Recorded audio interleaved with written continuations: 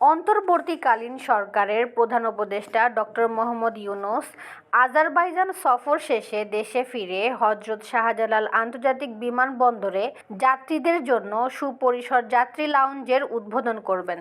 14 November বৃহস্পতিবার সন্ধ্যায় লাউঞ্জটির উদ্বোধন করা হবে বলে এক সংবাদ বিজ্ঞপ্তিতে জানিয়েছেন বেসামরিক বিমান ও পর্যটন মন্ত্রণালয়ের সিনিয়র তথ্য অফিসার মাহবুবুর রহমান তুহিন। এতে বলা হয়, বেসামরিক বিমান চলাচল কর্তৃপক্ষ বেসামরিক বিমান পরিবহন ও পর্যটন মন্ত্রণালয়ের সমন্বয়ে হজরত শাহজালাল আন্তর্জাতিক বিমানবন্দরের মাল্টিলেভেল কার পার্কিং এলাকার দ্বিতীয় তলায় একটি প্রশস্ত আরামদায়ক ওয়েটিং লাউঞ্জের ব্যবস্থা করেছে।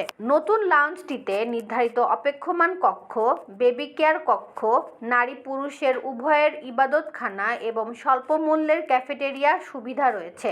সকল প্রবাসী নাগরিক ও তাদের পরিবারের সদস্যদের জন্য এসব সুযোগ সুবিধার ব্যবস্থা করা হয়েছে।